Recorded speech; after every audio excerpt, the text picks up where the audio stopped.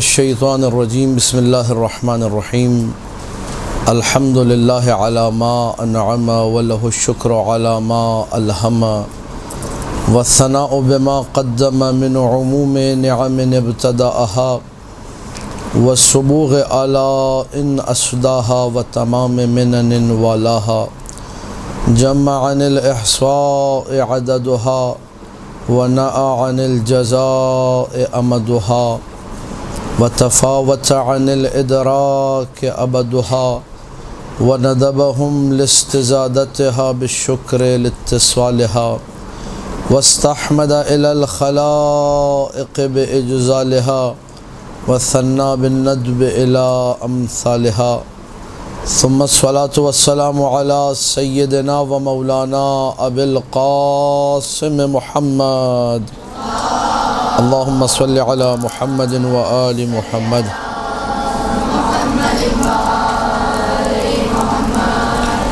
وآله الطيبين الطاهرين المعصومين المظلومين المنتجبين الأخيار ولعنة الله على أعدائهم الأشرار أما بعد فقال الله تبارك وتعالى في كتابه المبين بسم الله الرحمن الرحيم قل لا أسألكم عليه أجرا إلا المودة في القربى ایک دفعہ پھر صلوات پڑھ دیجیے اللهم صل على محمد وآل محمد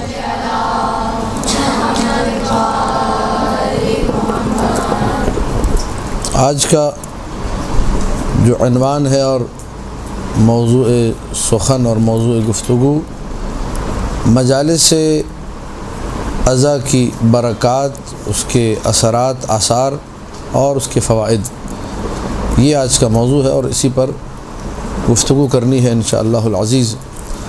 قبل اس کے کہ گفتگو کا باقاعدہ آغاز ہو، صرف عنوان کی تھوڑی سی وضاحت، مجلس کسے کہتے ہیں، عزا کسے کہتے ہیں، برکت کسے کہتے ہیں، اثر، ثمر اور فائدہ کسے کہتے ہیں، تاکہ ایک ہیڈنگ آپ کے سامنے انلائٹ ہو جائے اور اس کی جو ڈسکرپشن ہے وہ آپ کے سامنے آ جائے کہ ہمارا جو موضوع ہے اس سے مراد کیا ہے۔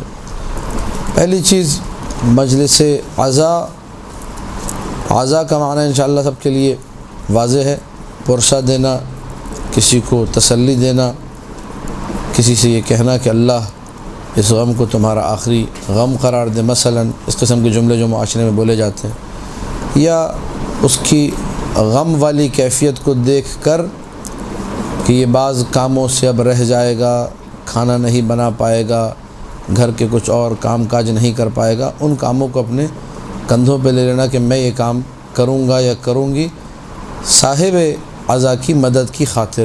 وہ عزادار ہے، وہ گریے میں مشغول ہے، اور حدیث رسول بھی ہے من عزا مصابا فلہ اجر مثلہ، جس نے کسی مصیبت زدہ شخص کو پرسہ پیش کیا، تعزیت دی، اس کا ساتھ دیا، تو جو اجر اس مصیبت زدہ کے لیے وہ اس مدد کرنے والے کے لیے بھی ہے۔ لہذا عزا کا معنی واضح ہے۔ مجلس کسے کہتے ہیں؟ مجلس کے لیے بہت کوئی بڑا اہتمام ضروری نہیں ہے کہ میں کہوں کہ جی مجلس ایسے ہوگی کہ جس میں ٹینٹ لگوائے جائیں، دیگیں بنوائی جائیں، بڑے بڑے خطباء اور ذاکرین اعظام کو بلایا جائے، بڑے بڑے نوحہ خانوں کو مدعو کیا جائے، اس کے بعد ہی مجلس کا ایک اچھا عنوان بن سکے گا۔ نہیں، ضروری نہیں ہے۔ گھر میں اگر میاں بیوی ہوں، یہ دونوں آرام سے مجلس کر سکتے ہیں، میاں مجلس پڑھے، بیوی سنے، بچے ہوں یا نہ ہوں اس سے بھی کوئی اثر نہیں پڑتا۔ بچے اگر موجود ہوں تو مجلس کی تعداد میں اضافہ ہو جائے گا، اور عربی جو زبان ہے اس میں مجلس کہتے ہی اس جگہ کو ہے کہ جو بیٹھنے کے لیے استعمال ہو۔ مجلس یعنی بیٹھنے کی جگہ، اور اگر اس بیٹھنے کی جو جگہ ہے اس میں افراد ایک بھی ہو تو مجلس ہے، ایک فرد اکیلا ہو مجلس ہے۔ فرض کیجیے آپ کے گھر میں کوئی نہیں ہے، کسی ایسے مقام پر ہیں دنیا میں آپ جہاں کوئی دوسرا فرد بھی آپ کے ساتھ نہیں ہے، آپ نے مقتل کی کتاب نکالی، مصائب کی کتاب نکالی، اس کو پڑھنا شروع کر دی، یہ مجلس ہو گئی ہے۔ کوئی یہ نہیں کہہ سکتا کہ یہ مجلس نہیں ہے، 2 بندے ہوں 3 بندے ہوں۔ عربی زبان میں اگر افراد زیادہ ہوں، مثلا یہاں اگر 30 سے 40 خواتین ہو گئی ہیں، 50 ہو گئی ہیں، 100 ہو گئی، پھر اس کو محفل کہا جاتا ہے۔ محفل، اس کو نوٹ کر لیں، عربی نکتہ ہے یہ۔ محفل اس مجلس کو کہتے ہیں کہ جہاں لوگوں کی تعداد زیادہ ہو۔ ہم لوگ محفل عزا کی بات نہیں کر رہے، مجلس عزا کی بات کر رہے ہیں۔ 2 بھی ہوں، 3 بھی ہوں، اس کا بھی فائدہ ہے، اس کی بھی برکت ہے، اس کا بھی اثر ہے، اور اس کا بھی ثمر ہے۔ قبل اس کے کہ اس گفتگو کی طرف آگے بڑھے، ایک اور لفظ اثر اور ثمر آپ کو معلوم ہے۔ اثر کہتے ہیں قدم کے نشان کو، جب انسان کہیں سے گزر جائے تو جو قدموں کا نشان چھوڑ جاتا ہے اسے اثر کہتے ہیں عربی میں۔ ثمر درخت پہ لگا ہوا جو پھل ہے اسے کہتے ہیں۔ فائدہ، نتیجہ، یہ لفظ بالکل واضح ہے۔ مجلس عزا کا اثر کیا ہے، ثمر کیا ہے، اس پہ بھی گفتگو ہوگی۔ برکت کسے کہتے ہیں؟ برک، بے، رے اور کاف، عربی میں اونٹ کے سینے کو کہتے ہیں برک۔ ان چیزوں کو نوٹ کیجئے، یہ مطلب ان چیزوں سے میں نے کام لینا ہے ابھی۔ برک کسے کہتے ہیں؟ اونٹ کے سینے کو۔ اگر آپ لوگوں نے دیکھا ہو تو ٹھیک ہے، اور اگر نہیں دیکھا ہو تو کبھی آپ ساحل سمندر اگر جانا نصیب ہو، یہ بھی بڑا سکون ملتا ہے سمندر کی لہروں کو دیکھ کے، کہتے ہیں طبی حوالے سے بھی ویسے بھی۔ تو وہاں اونٹ بڑے ہوتے ہیں جو زوار سمندر کو ادھر سے ادھر گھما رہے ہوتے ہیں۔ تو اونٹ کا اگر آپ بیٹھنا دیکھیں وہ کس طریقے سے اپنے سینے کو جب زمین پہ رکھ کے بیٹھتا ہے، کہتے ہیں اونٹ اب بیٹھ گئے۔ برک البعیر، برکہ کا مطلب ہے ٹھہر جانا، یہ لفظ اونٹ کے سینے سے چلا ہے۔ پانی جب بارش ہوتی ہے، جگہ تلاش کرتا ہوا جب نشیب میں کسی مقام پہ ٹھہر جائے، اسے کہتے ہیں برکت الماء۔ پانی کا جو گھاٹ ہے اسے عربی میں برکہ کہتے ہیں۔ اونٹ جب سینہ زمین پہ ٹیک کر بیٹھ جائے اور ٹھہر جائے، اسے بھی برکہ کہا جاتا ہے۔ اونٹ کا زمین پر سینہ ٹھوک کر بیٹھ جانا، سکون سے بیٹھ جانا، یعنی اب یہ لفظ برکت استعارہ ہے اور مجازاً استعمال ہونے لگا کسی بھی چیز کے کسی مقام پر ٹھہر جانے کے لیے۔ یہ مطلب واضح ہے انشاءاللہ۔ اگر کوئی چیز کسی مقام پر ٹھہر جائے، وہاں یہ بے، رے اور کاف کے جو ملتے جلتے لفظ ہیں وہ استعمال ہوتے ہیں۔ اونٹ کے بیٹھنے کے لیے برک البعیر، پانی ٹھہر گیا، برکت الماء، پانی کے گھاٹ اس کو برکت الماء کہا جاتا ہے، پانی کا جوہر یا جو بھی چھوٹی نہر وغیرہ۔ اسی طریقے سے اگر نیکیاں، خیرات اور ثواب کہیں آ کر ٹھہر جائیں اسے برکت کہتے ہیں، جو اردو میں بھی مستعمل ہوتا ہے کہ اس کام میں بڑی برکت ہے، یعنی اگر تم نے یہ کام کیا تو ثواب تمہارے پاس آ کر ٹھہر جائے گا، مطلب یہ ہوتا ہے برکت کا۔ اگر تم نے یہ نیک عمل انجام دیا برکت ہوگی۔ رزق میں برکت ہوگی، کیا مطلب؟ رزق ٹھہر جائے گا تمہارے پاس، رزق پھر چھنے گا۔ خدا کی دی ہوئی توفیق ہے، خدا کی دی ہوئی عنایت ہے، یہ عنایت، یہ خیر ادھر سے ادھر نہیں ہوگا، یہ اپنی جگہ پر، اپنے مقام پر ٹھہر جائے گا۔ اس ٹھہر جانے کو عربی زبان میں برکت سے تعبیر کیا جاتا ہے۔ لہذا جب ہم لوگ کہیں گے مجالس عزا کی برکت کیا ہے، اثر کیا ہے، ثمرات کیا ہیں، فائدے کیا ہیں، تو لفظ برکت کو سمجھیے گا کہ جن خیرات اور جن ثوابوں کی بات ہو رہی ہے ان کے ٹھہرنے کی بات ہو رہی ہے، اور ان کو ٹھہرانا کیسے، اسی پر آج ہماری گفتگو کی۔ آپ لوگ ایک دفعہ بآواز بلند صلوات پڑھ دیجیے۔ اللہم صلی علی محمد و آل محمد۔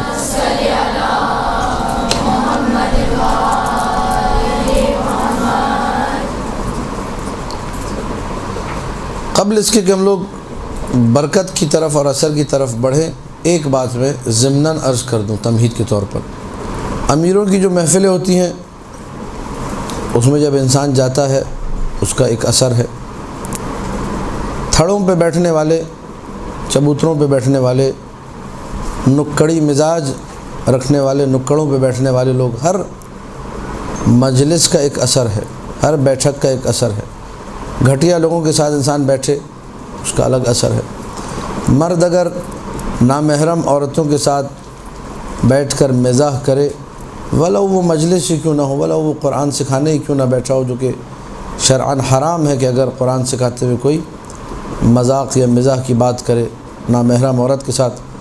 ابو بصیر کا واقعہ مشہور و معروف ہے، قرآن پڑھانے جاتا تھا، ایک خاتون کو جو نامحرم تھی، مذاق کیا اس کے ساتھ، اگلے دن مولانا نے اس کو ڈانٹا، کہا کہا کہ توبہ کرو، تم نے یہ کام حرام کام کیا ہے۔ قرآن پڑھیں، استاد ہے، قرآن پڑھانے جا رہے ہیں، باوجود اس کی شرعاً اجازت نہیں ہے، حرام ہے۔ لہذا ہر چیز کا ایک اثر ہے۔ مجلس میں مزاح کیا، اس کا ایک اثر ہے۔ مجلس میں زور سے ہنسے، زور سے ہنسنا اللہ کو پسند نہیں۔ معصوم نے فرمایا اس کا کفارہ ہے، جب مجلس میں قہقہ لگا کے ہنسو تو کہو اللہم لا تمقتنی، بار اللہ مجھ سے ناراض نہ ہونا، مجھ پہ اپنا غضب نازل نہ کرنا۔ کسی بھی مجلس میں بیٹھو، کچھ نہ کچھ غلطیاں ہوتی ہیں، 30 مرتبہ استغفار کرو۔ نامحرم عورتوں سے گفتگو کی، امیروں سے گفتگو کی، گھٹیا لوگوں سے گفتگو کی، ان مجالس کا اثر یہ ہے معصوم کے فرمان کے مطابق کہ انسان کا دل مردہ ہو جاتا ہے۔ اغنیا جو امیروں کی محفل ہے، لوگ گھٹیا نہیں، اچھے لوگ ہیں لیکن امیر ہیں، ان کی شان و شوکت الگ ہے، ان کا جاہ و حشم الگ ہے، ان کے ساتھ بیٹھنے سے کیا ہوتا ہے؟ اثر ہے اس کا ایک۔ امام محمد باقر علیہ الصلاۃ والسلام، اللہم صلی علی محمد و آل محمد۔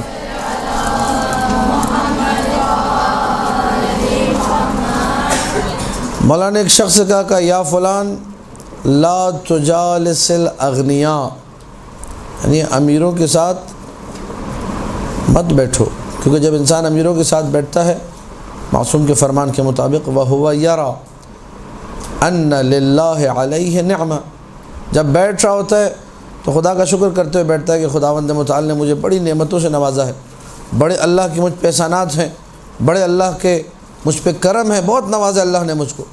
لیکن جب امیروں کی باتیں سنتا ہے، امیروں کے ساتھ جا کے بیٹھتا ہے، تو جب اٹھ رہا ہوتا ہے اسی مجلس سے اثر دیکھیے آپ، فَمَا يَقُومُ حَتَّى يَرَى أَن لَيْسَ عَلَيْهِ نِعْمَةٌ مِّنَ اللَّهِ، جب مجلس سے اٹھتا ہے تو اثر کیا ہوتا ہے؟ کہتا ہے اللہ نے تو مجھ پہ کچھ کرم ہی نہیں کیا، اللہ نے تو کوئی احسان ہی نہیں کیا، اللہ نے کیا کیا؟ سب کچھ تو امیروں کو دیا، میرے پاس تو کچھ بھی نہیں ہے۔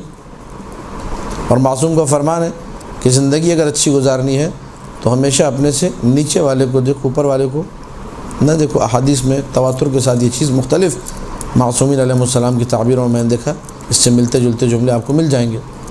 تو یہ اثر ہے، اور یہ محفلیں کوئی پسندیدہ محفل نہیں ہے کہ انسان امیروں کے ساتھ جا کر بیٹھے، جس کے بعد وہ احساس کمتری کا شکار ہو جائے، اور جب انسان احساس کمتری کا شکار ہو اس میں پھر ضعف اور اخلاقی جو ضعف آتا ہے، حسد کا شکار ہوتا ہے، برائیاں کرتا ہے، دوسروں کی غیبتیں کرتا ہے، نہ جانے کس قدر یہ انسان پستی میں چلا جاتا ہے احساس کمتری کا شکار ہونے کی وجہ سے۔ یہ کون سی مجلس ہیں؟ جو بری مجلس ہیں۔ اب ان مجالس کے جب ہم نے اثر دیکھ لیے، اس کے بعد ایک اور مجلس میں ذکر کر دوں، جس مجلس کا اثر یہ ہے کہ انسان معصوم کی نگاہ میں مردود ہو جاتا ہے، اور نص معصوم کے مطابق ایسے انسان کو ہم اپنے ساتھ بٹھانا پسند نہیں کرتے۔ مجالس مفید میں واقعہ موجود ہے تفصیل کے ساتھ۔ سلیمان جعفری امام کے اصحاب میں سے ایک صحابی ہے، اس نے جو ہے ایک دن امام کا دروازہ بجایا، وارد ہوا امام سے ملنے کے لیے، تو امام نے کہا کہ تم اپنے اس فلانا شخص کے ساتھ کیوں بیٹھتے ہو، اس کے ساتھ ملتے کیوں ہو؟ کہا مولا وہ میرا سگا ماموں ہے، وہ اور ماموں سے صلہ رحمی کے ناطے ملنا جلنا ضروری ہے، تو میں کیسے چھوڑ سکتا ہوں؟ تو مولانا نے کہا تمہیں نہیں معلوم کہ وہ توحید کے خلاف باتیں کرتا ہے، خدا کو محدود کرتا ہے، خدا کی وصف بیان کرتا ہے۔ پھر اس کے بعد مولانا نے یہ جملہ کہا کہ بدعقیدہ آدمی ہے، فَإِمَّا جَلَسْتَ مَعَهُ وَتَرَكْتَنَا وَإِمَّا جَلَسْتَ مَعَنَا وَتَرَكْتَهُ، یا تو اس کے ساتھ بیٹھو ہمیں چھوڑ دو۔ یہ بہت اہم نکتہ ہے۔ ایسی مجلس میں بیٹھنا جہاں عقیدے کے خلاف لوگ بیٹھے ہوں، جن کا عقیدہ برا ہو، ان کے ساتھ جا کر بیٹھنا۔ معصوم کیا فرما رہے ہیں؟ یا تو اسی کے ساتھ بیٹھو وَتَرَكْتَنَا، ہمیں چھوڑ دو، یا ہمارے ساتھ بیٹھ کر اسے چھوڑ دو۔ تمہارے پاس اختیار نہیں ہے کہ تم دونوں جگہوں پہ چلتے رہو، نہیں، ایک چیز۔ اس نے کہا مولا اِنَّا هُوَ يَقُولُ مَا شَاءَ، اس کی جو مرضی کہے، اَيَّ شَيْءٍ عَلَيَّ مِنْهُ، میرے اوپر کیا ہے، میری کیا غلطی ہے، میرا کوئی ایسا عقیدہ نہیں ہے، میں اس جیسی باتیں نہیں کرتا، میں اس جیسا عقیدہ نہیں رکھتا، میں آپ کا صحابی ہوں۔ جیسے اس نے جملہ کہا تو مولا نے ایک الارم بجایا اور کہا کہ کیا تمہیں ڈر نہیں لگتا، اما تخاف، تمہیں ڈر نہیں لگتا، ان تنزل به نقمۃ فیصیبکم جمیعا، کہ اللہ کی طرف سے کوئی عذاب نازل ہو اور تم دونوں کے دونوں مارے جاؤ، تمہارا ماموں بھی اور تم بھی، تم دونوں گرفتار ہو۔ کیا تمہیں معلوم نہیں ہے لشکر موسیٰ کا وہ واقعہ جب موسیٰ بنی اسرائیل کے لوگوں کو لے کر چلے دریا کی طرف اور وہاں سے فرعون بھی پیچھے پیچھے آ رہا تھا، تو موسیٰ کے حواریوں میں اور موسیٰ کے چاہنے والوں میں اور حضرت موسیٰ کے مؤمنین میں ایک شخص تھا جس کا باپ فرعون کے لشکر میں تھا۔ تو یہ حضرت موسیٰ سے اجازت لے کے نکلا کہ میں اپنے باپ کو جا کے بچاتا ہوں، امر بالمعروف کرتا ہوں، نہی عن المنکر کرتا ہوں، نیک مقصد سے چلا ہے۔ حضرت موسیٰ اور ان کے ساتھ جتنے ان کے حواری تھے، مومنین تھے، وہ سب دریا کراس کر گئے۔ یہ جو ہے اپنے باپ کو واضح نصیحت کر رہا تھا کہ دریا واپس آپس میں مل گیا، یہ بھی غرق ہو گیا۔ اس کے بعد حضرت موسیٰ نے کہا کہ خدا کی رحمت ہو اس پر، لیکن جب عذاب آیا تو سب کو لے گیا۔ یہ چیزیں ہمیں ذہن میں رکھنی چاہیے کہ ایسی مجالس میں نہ جائیں جن مجالس کے اندر عقیدہ خراب ہو رہا ہو، جن مجالس میں یہ کہا جا رہا ہو کہ جی معصومین اللہ کا پیکر ہیں، اللہ کا بدن ہے، معصومین پتہ نہیں جو ہے وہ خدا کا جسم ہے، اس قسم کی تعبیر تھی، توحید کے خلاف بات ہے۔ خدا کا جسم ہے، آپ نے خدا کو محدود کر دیا۔ معصوم نے کہا یا ان کے ساتھ بیٹھو یا ہمارے ساتھ۔ اس کا مطلب کہ ایسی مجالس بھی ہیں جن کا کوئی اثر کوئی ثمر نہیں ہے، ولو اہل بیت کے نام پہ ہوں، اگر اس میں توحید پامال ہو، معصوم کو پسند نہیں ہے کہ آپ ایسی مجلس میں جائیں۔ ان تحفظات کے بعد اب ہم لوگ قدم رکھتے ہیں ثواب کی وادی میں کہ مجلس عزاء حسینی کا کس قدر عظیم ثواب ہے۔ اگر انسان اس مجلس میں شریک ہو تو کس قدر قربت الہی اختیار کر سکتا ہے، طبعاً ان چیزوں کو ذہن میں رکھتے ہوئے کہ مجلس خاص نہ ہو، ایسی مجلس نہ ہو مجلس حسین علیہ السلام کے نام کی ہے اور کہا جائے کہ اس میں صرف جو ہے نا VIPs آئیں گے، اس میں صرف امیر لوگ آئیں گے۔ مجلس حسین عمومیت رکھتی ہے، امیر و فقیر ایک دوسرے کے برابر میں بیٹھے ہو، غریب ہو امیر ہو سب ساتھ ساتھ۔ اور اس چیز کو مد نظر رکھیں کہ یہ فرش عزاء حسین ہے، جو جیسے آئے وہ اس طرح کے مجلس میں بیٹھ جائے، نہیں یہ کہ ان کے لیے ایک الگ سے پروٹوکول ہو، ان کے لیے الگ سے جی امیروں کے لیے کرسیاں لگائی جائیں، صوفے لگائے جائیں، وہ لوگ جو ہے ٹھاٹ باٹ کے ساتھ اپنے صوفوں میں بیٹھ کر مجلس سنیں گے۔ غریب بیچارے کو دری پہ باہر بٹھا دیا، یا ایک کمرے میں مجلس ہو رہی ہے تو امیروں کو آگے بلا لیا، غریبوں کو باہر نکال دیا۔ جو کرے گا لعنت خداوندی کا شکار ہوگا، ذہن میں رکھے یہ بدترین عمل ہے، خاص طور پہ اگر عزاء حسینی میں یہ نفرت والا عمل کوئی انجام دے۔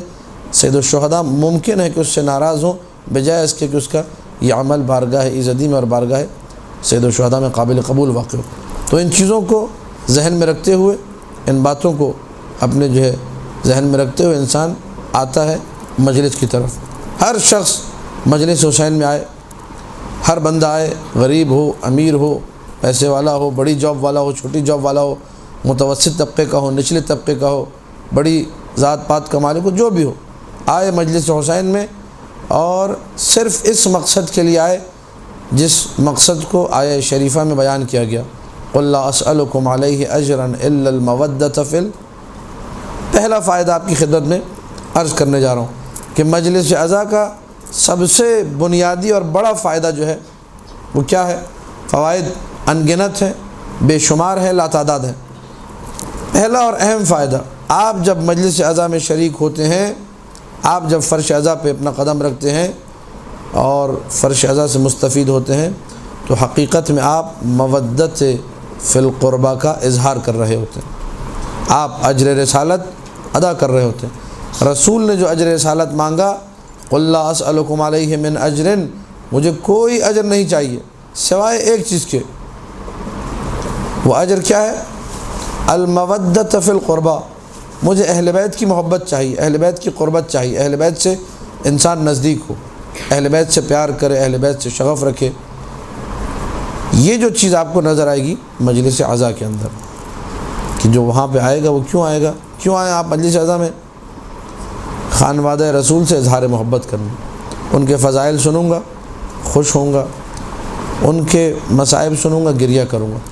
اس سے بہترین مودت کی مثال آپ کو کہیں نہیں ملے گی۔ اور جتنے آپ کام کریں کہیں آپ کو نظر نہیں آئے گا کہ انسان یہ عنوان دے کہ ہاں یہ کام مودت والا ہے، مگر یہ کہ قرینے سے پتہ چلے مجلس عزا وہ جگہ ہے جہاں ہر قرینہ اور خود نص، خود وہ ماحول دلالت کر رہا ہوتا ہے کہ سب کے سب جو یہاں بیٹھے صرف اور صرف ایک کام کے لیے آئے ہیں، اور وہ کام کیا ہے؟ مودت فی القربا، اجر رسالت کو ادا کرنے کے لیے، اور انسان اس میں خلوص کو برقرار رکھے۔ میں بارہا پہلے بھی شاید یہاں کہہ چکا ہوں، اس مودت فی القربا کے معاملے میں آپ لوگ رشتہ داریاں نبھانے نہ جائیں، قربتاً الی اللہ جائیں، اور اس جنبے کو اپنے اندر انسان اپنے سینے میں، اپنے دل میں مضبوط کرے۔ یار بس وہاں تو جانا ہی ہے مجلس میں، یہ کیوں جانا ہے؟ وہ بس رشتہ داری کیا کرے، یعنی رشتہ داری نبھانے جا رہا ہے، مجلس کا ثواب ملے گا اس کو، ایسا نہیں ہے کہ نہیں ملے گا، لیکن نیت میں وہ جو پختگی ہونی چاہیے تھی کہ اگر میرا رشتہ دار مجھے نہ بھی بلاتا، چونکہ مجلس حسین ہے میں جاتا۔ پرانے زمانے میں ایسا تھا کہ اگر لوگ مجلس میں نہ بھی بلائیں تو جو شرکت کا خواہش مند ہوتا تھا، جو اجر رسالت ادا کرنے کا خواہش مند ہوتا تھا، جو مودت فی القربہ کے جذبے سے آتا تھا، وہ شکوہ کرتا تھا کہ آپ نے مجھے کیوں نہیں بتایا مجلس کے لیے۔ اور جتنی زیادہ معرفت، جتنی زیادہ ولایت، بس اوقات میں نے لوگوں کو دیکھا اپنے بچپنے میں آنسوؤں کے ساتھ شکوہ کرتے ہوئے کہ یار تم نے ہمیں بتایا نہیں مجلس رکھی ہے، کیا ہم مولا کے چاہنے والے نہیں ہیں، کیا ہم مودت نہیں رکھتے؟ یہ جذبہ تھا۔ یہ آج کل یہ جذبہ بعض مقامات پہ نظر آتا ہے، کم نظر آتا ہے۔ اس جذبے کو اپنے اندر بیدار رکھیے کہ میں جا رہا ہوں حسین ابن علی سلام اللہ علیہ کی خاطر، اور اغراض دوسری بہت ساری چیزیں پوری ہوتی ہیں، لیکن آپ کے پیش نگاہ یہ ہونا چاہیے کہ میں مودت کی خاطر جا رہا ہوں، نہ کہ رشتہ داری نبھانے، نہ کہ کسی اور کام سے۔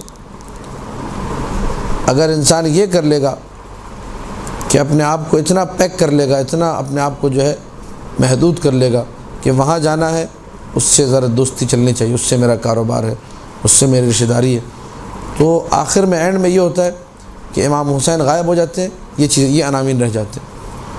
ہاں بھائی یہاں کیوں آئے ہوئے تھے؟ جی وہ بیوی کی جو ہے نا میکے کی جو مجلس تھی، سسرال نہیں گئے تو پھر بیوی نے وہ حال کرنا ہے، اس لیے جانا ضروری ہے۔ وہاں اس سے کاروبار ہے، وہاں نہیں گئے تو کاروباری دوست سے پارٹنرشپ ہے، کاروبار میں وہاں جانا ضروری ہے۔ اس سے پتہ نہیں کس بات کی دوستی ہے، اس سے میرے فائدے نکلیں گے، وہ میرا مال کلیئر کرا دیتا ہے یا فلانا جگہ پہ میرے کام آتا ہے، اس کی مجلس، اس کی مجلس، اس میں خلوص جو ہے وہ ختم ہو جاتا ہے۔ لہٰذا انسان خلوص کو باقی رکھتے ہوئے مودت فی القربہ کو آگے لے کر چلے۔ یہ بنیادی ترین فائدہ ہے۔ شیعتنا خلقوا من فاضل طینتنا، معصوم کا فرمان۔ ہمارے شیعوں کو ہماری بچی ہوئی مٹی سے یا بچے ہوئے نور سے خلق کیا گیا، اور اس کا اثر کیا ہے، اس کا فائدہ کیا ہے؟ یفرحون لفرحنا ویحزنون لحزننا۔ ہم اگر خوش ہوں شیعہ بھی خوش، ہم اگر غمگین ہوں تو شیعہ بھی، یہ مودت فی القربہ ہے۔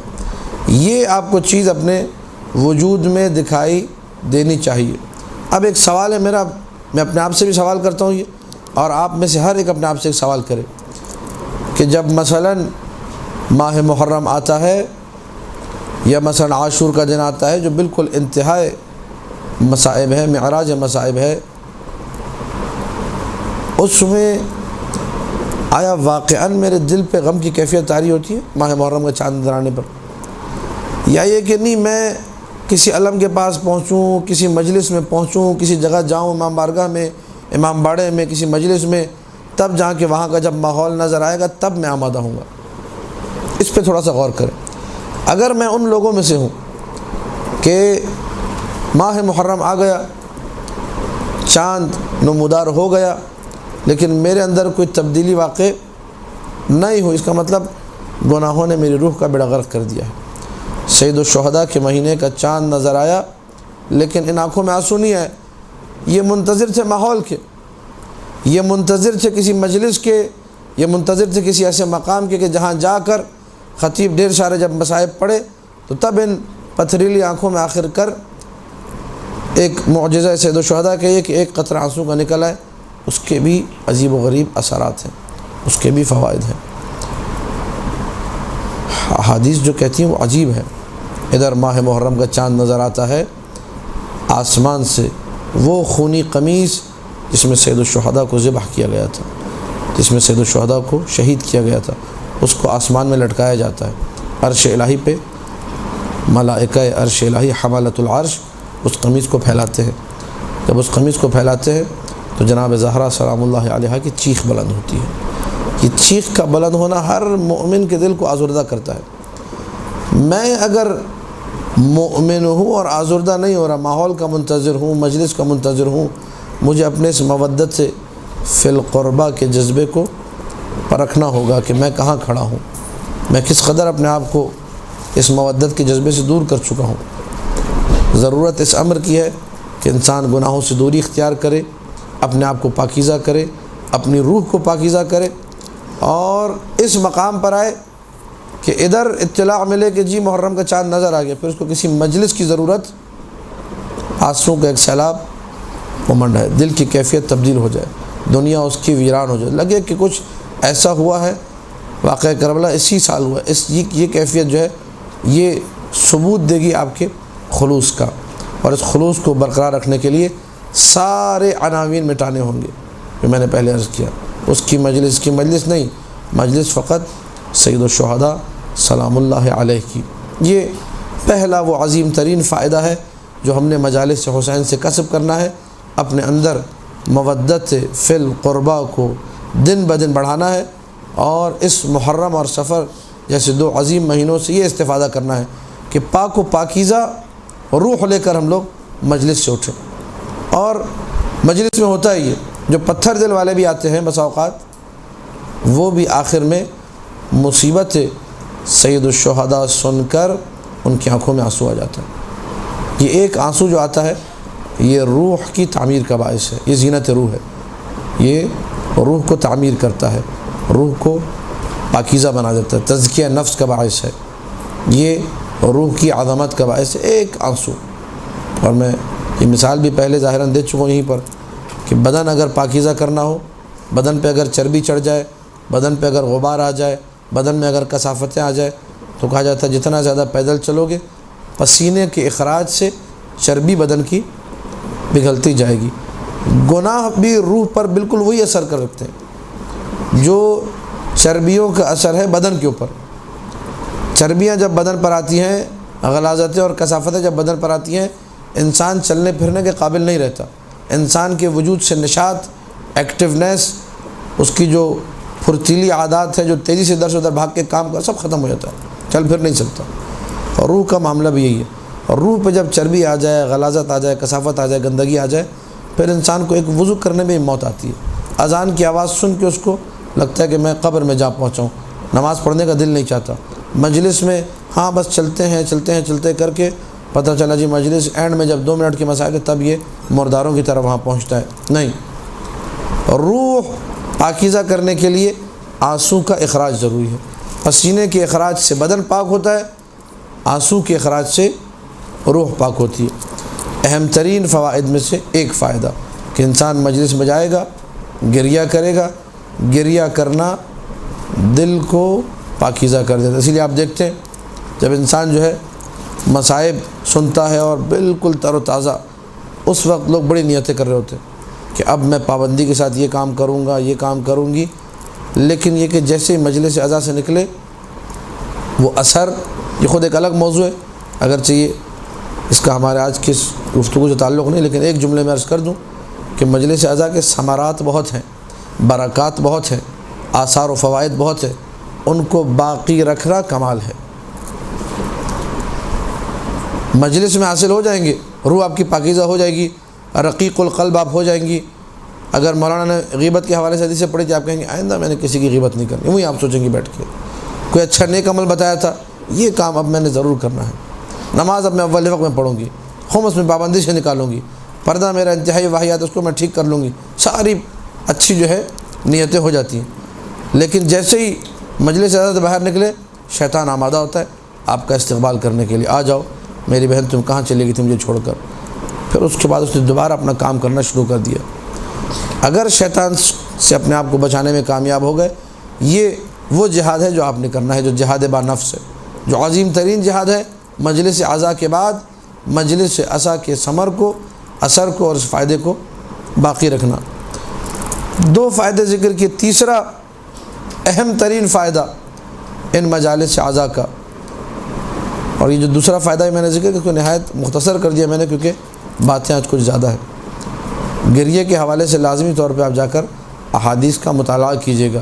اگر صرف گریے پر 1.5 گھنٹے یا 3 گھنٹے بھی احادیث پڑھی جائیں تو کم ہوں گی وہ احادیث۔ گریے پر اس قدر احادیث ہیں کہ ایک گریہ اپنے اندر کتنے کمالات رکھتا ہے۔ میں نے مختصر کر کے اثر کی حد تک بتایا کہ گریے کے کیا فوائد ہیں، اس کا جو ثواب ہے کہ گریے کی وجہ سے گناہ بخشے جاتے ہیں، جنتیں مل جاتی ہیں، اور کیا کیا وہ بے شمار وہ آپ جانتے بھی ہیں، وہ سب میں یہاں پر اس کو چھوڑ کر آگے بڑھ رہا ہوں۔ تیسرا اور اہم فائدہ، مصائب سے ہٹ کر باب فضائل میں جب ہم لوگ قدم رکھتے ہیں، بہت کچھ روح ایمانی کی پرورش کے لیے فضائل میں موجود ہے۔ ان حدیثنا یحیی القلب، میں نے جملہ پہلے کہا تھا، نامحرم سے بات کی دل مردہ، گھٹیا لوگوں سے ملے دل مردہ، بازاروں میں بیٹھنے والے، چبوتروں میں بیٹھنے والے، گھٹیا قسم کی باتیں کرنے والے لوگوں کے ساتھ بیٹھ کے گپ شپ کی، دل مردہ۔ آج کل میڈیا پہ سیٹلائٹ پہ کچھ چیزیں دیکھی، دل مردہ۔ وہ جگہ جہاں دل زندہ ہوتا ہے وہ مجلس ذکر علی اولاد علی ہے۔ آپ جب فضائل سنتے ہیں، خود بخود فضائل کے ذریعے جو نشاط ہے وہ کسی اور چیز میں آپ کو نظر نہیں آئے گا۔ نشاط کا مطلب تو سمجھتے ہیں آپ لوگ انشاءاللہ، ایکٹیونیس، وجود میں ایک خیر و برکت اور عنایت والی کیفیت، جس کے بعد انسان اس تگودوں میں لگ جائے کہ اب میں نے اپنے آپ کو اچھا بنانا ہے، اس سے ہم لوگ نشاط سے تعبیر کرتے ہیں۔ انسان نے مجلس سنی، فضائل امیر المومنین سنے، ولایت کا ایک سمندر اس کے سینے میں جو ہے ٹھاٹے مارنے لگتا ہے، اس کا دل چاہتا ہے اب میں اپنا گلا کٹا دوں امیر المومنین کے لیے، امیر المومنین کی محبت میں یہ کر گزروں، پیسہ خرچ کر دوں، ایسا کر دوں، ویسا کر دوں۔ یہ جو جذبہ ہے، یہ جو جوش ہے، یہ بڑا قیمتی ہے۔ یہ کہاں سے ملتا ہے؟ یہ ذکر فضائل امیر المومنین سے۔ آپ دنیا کی اور دوسری باتیں کیجئے، کہیں سے آپ کو یہ جذبہ نہیں ملے گا سوائے اس کے کہ انسان فضائل امیر المومنین کو ذکر کریں۔ اور مجلس کا نصاب یہ ہے، ہمارے علماء محققین یہ کہتے رہے کہ انسان لازمی طور پر جب مجلس پڑھے کبھی بغیر فضائل کے مجلس نہ پڑھے۔ جو بھی آپ کا موضوع ہو، اگر آپ اچھے خطیب ہیں تو آپ کو جوڑنا آنا چاہیے کہ میں نے کیسے فضائل کو ربط دینا ہے تبلیغ کے ساتھ۔ ایک جملہ کہہ کے انسان مولا علی کے 10 منٹ 15 منٹ فضائل پڑھنے کے بعد ایک جملہ کہے کہ اب علی کے ماننے والے کو کیسا ہونا چاہیے؟ فضائل الشیعہ، چلو بھائی خصال الشیعہ، خصال شیخ صدوق، وہاں سے 3 حدیثیں پڑھی کہ آپ کے کردار کے بارے میں جو ہونا چاہیے، تبلیغ بھی کر سکتا ہے۔ لیکن فضائل اگر مائنس کیا آپ نے مجلس سید الشہداء میں سے، تو یاد رکھیں اس کا برا اثر آپ کی شخصیت پہ بھی ہوگا، مجلس پہ بھی ہوگا، سامعین پہ بھی ہوگا۔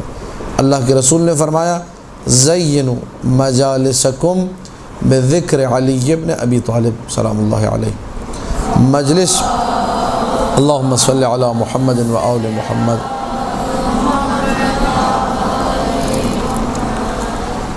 مجلس کی زینت ذکر امیر المؤمنین سلام اللہ علیہ۔ جو مجلس میں ذکر امیر المؤمنین نہ کرے، اس کا مطلب اس کی مجلس زینت نہیں رکھتی ہے۔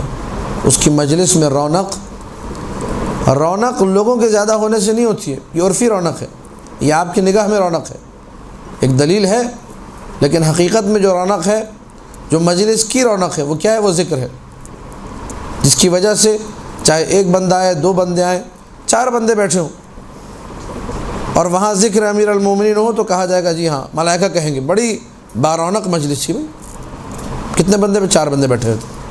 اور اگر 1000 بندے بیٹھے ہوں اور وہاں باتیں ہو رہی ہوں کہ مثلا امریکہ میں یہ ہو گیا اور چاند میں یہ ہو گیا، مریخ میں یہ ہو گیا، اسرائیل میں یہ ہو گیا اور سعودی عرب میں یہ ہو گیا، وہاں جو ہے نا یہ ہو گیا، سیاسی باتیں ہو رہی ہوں مثلا، دنیاوی باتیں ہو رہی ہوں مثلا، اور اس کے بعد ایک جملہ لگا دیا جائے کہ ہاں ان باتوں کے بارے میں جاننا بھی ضروری ہے، بولو 1500 بندے بیٹھو، یہ رونق والی مجلس، اس مجلس میں کوئی زینت، فضول کی باتیں ہو رہی ہیں، جو باتیں میڈیا زیادہ اچھے طریقے سے بتایا جاتا ہے۔ اب مولانا صاحب کو جو ہے طبیعت خراب تھی، بیگم سے جھگڑا تھا، نہیں معلوم کیا چکر تھا، تیاری نہیں کی تھی، مجلس کی میٹر نہیں تھا، پڑھتے نہیں ہیں گھر میں، آ کے ممبر پہ یہ باتیں کرتے ہیں، بے رونق مجلس، بنا زینت کے مجلس۔ مجلس کی زینت ذکر امیر المؤمنین سلام اللہ علیہ، مجلس کی زینت فضائل امیر المؤمنین ہے۔ روایت موجود ہے ان اللہ لم يعذب هذا الخلق الا بذنوب العلماء، اللہ نے اس امت پر عذاب نازل نہیں کیا اس قوم پر مگر یہ کہ علماء کے گناہوں کی وجہ سے، ہمارے گناہ، میرا تو خیر شمار نہیں ہوتا علماء میں، وہ دوسرے لوگ ہیں جو میری طرح کپڑے پہنتے ہوتے علماء ہیں، ان کے گناہوں کی وجہ سے۔ کیا گناہ ہے یا رسول اللہ یا سیدی و مولائی، وہ کون سے گناہ ہیں جس کی وجہ سے قوموں پہ عذاب نازل ہو رہے ہیں؟ فرمایا بکتمہم الحق من فضل علی و اطرتہ، ان لوگوں نے حق کو چھپایا، وہ حق کیا تھا؟ علی اور اطرت علی کے فضائل کو چھپایا۔ جو فضائل کو چھپائے اور یہ احمقانہ جملہ کہے کہ فضائل کی اب کوئی ضرورت نہیں ہے، خیبر و خندق بہت ہو گیا ہے، اس قسم کے نازبہ جملے کہے، اس کو جو ہے کہنا چاہیے کہ آپ بہت ہو گئے، آپ نہیں آیا کریں، آپ ہمارے سر میں درد مت کیا کریں، آپ کی ضرورت نہیں ہے۔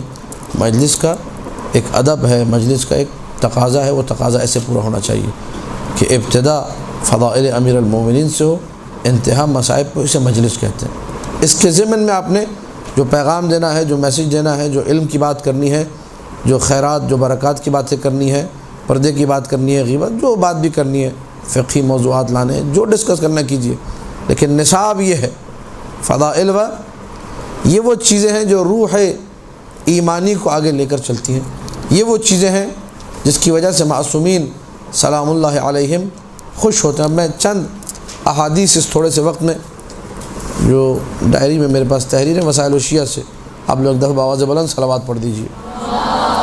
بسم اللہ الرحمن الرحیم۔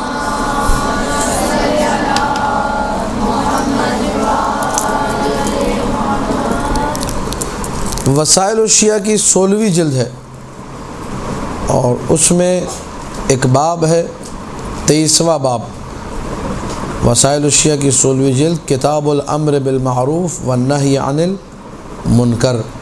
اگر آپ لوگوں کے پاس وسائل الشیعہ نہیں ہے، ویسے اس کا اردو ترجمہ ہو چکا ہے، 16ویں جلد کا اردو ترجمہ جس کے پاس ہو تو لے کر کوشش کرے از اول تاخیر پوری کتاب پڑھے، خاص طور پہ میری وہ بہنیں جو کہ ذاکرہ بھی ہیں اور مجلسیں بھی پڑھتی ہیں، اپنے اوپر واجب قرار دیں، کم سے کم اس کو ایک نہیں 2-3 مرتبہ پڑھیں، تو انشاءاللہ آپ کو اس کے فوائد تبھی نظر آ جائیں گے کہ میں نے کیا کہا تھا۔ 16ویں جلد 23واں باب، اور باب کا نام ہے باب استحباب تذاکر فضل الائمہ و احادیثہم و کراہت ذکر اعدائہم۔ مستحب ہے کہ انسان اپنی مجلسوں میں، اپنی بیٹھکوں میں، اپنی نشستوں میں، اور اب جو بات ہو رہی ہے یہ بالکل عام بات ہے، یعنی اس کا تعلق اس مجلس سے نہیں ہے جو ہم لوگ خاص ایک اہتمام کرتے ہیں، یہ مجلس سے ائمہ سلام اللہ علیہم کسی شہادت پہ ولادت میں، اس کی بات نہیں ہو رہی، جدھر آپ بیٹھیں مطلق بات ہو رہی ہے، یہ ذہن میں رکھیں۔ یعنی آپ کے گھر پہ مہمان بھی آئے تو ادب مستحب ہی ہے کہ انسان مہمان بھی ہے تو ان کے ساتھ بیٹھ کے حدیث قصہ مثلا اس سے آغاز کرے، مہمانوں کو کھانا کھلانے سے پہلے ایک حدیث قصہ پڑھ لی گئی مثلا، یا بیٹھے بیٹھے کوئی بات کہ بھئی ایک ہم لوگ، یہ ادب ہمارے پاس نہیں ہے، اس معاملے میں ہم لوگ بے ادب اور بدتمیز لوگ ہیں، سیدھی سی بات ہے کہ ہم لوگ اس ادب سے بالکل دور ہیں، اور شاید اس کو اپنے لیے برا سمجھے کہ یہ کیا بات ہو رہی ہے۔ بھائی کوئی بھی مجلس ہو، کوئی بھی محفل ہو، ایک حدیث پڑھنے میں کیا جاتا ہے؟ انسان قربۃ اللہ کتاب کھول کے ویسے اگر یاد قال رسول اللہ انا مدینۃ العلم وعلی، یہ مستحب کا فائدہ اٹھا لیں گے۔ جیسی بھی مجلس ہو، جیسی بھی بیٹھک ہو، مہمان ہو یا ویسے گھر والے بیٹھے ہوئے ہوں، چلو بھائی سب بیٹھے ہوئے ایک حدیث سنا دو بھائی، اس کے بعد آپ باقی باتیں کر لیجیے، ایک حدیث سے اس مستحب کا آپ ثواب اٹھا لیں گے۔ ذکر ائمہ سلام اللہ علیہم مستحب ہے، ان کی احادیث کو ذکر کرنا، کبھی فضائل سنا دیے، فضائل کے بعد ایک حدیث اور سنا دی، کوئی کام کی حدیث جو گھر میں مشکل نظر آئی، جو بیٹھک میں مشکل نظر آئی، اس مشکل پہ مولا کا یہ فرمان، چپکے سے فرمان سنا، آگے نکل گئے۔ وکراہت ذکر اعدائہم، ان کے اعداء کا ذکر جو ہے وہ ناپسندیدہ ہے، مکروہ ہے، اللہ کو پسند نہیں ہے۔ عن علی بن ابی حمزہ قال سمعت ابا عبداللہ علیہ السلام، حدیث مروی ہے امام جعفر صادق صلوات اللہ وسلامہ علیہ، اللہم صلی علی محمد و آل محمد۔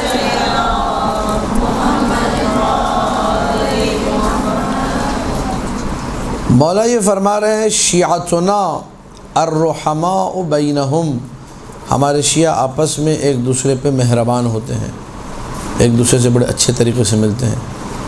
اب یہ آپ لوگ جو ہے فیصلہ کیجئے، میں بھی فیصلہ کروں کہ کیا ہم لوگ ایسے شیعہ ہیں جو آپس میں ایک دوسرے سے اچھے طریقے سے ملتے ہیں یا نہیں۔ شیعوں کی خصوصیت یہ ہے الرحماء بینہم، آپس میں ایک دوسرے کے لیے دل میں ان کے رحم ہوتا ہے، محبت، پیار، شفقت، یہ چیز۔ الذین اذا خلوا ذکروا اللہ، جو لوگ تنہائیوں میں، اپنی خلوتوں میں اللہ کو یاد کرتے ہیں۔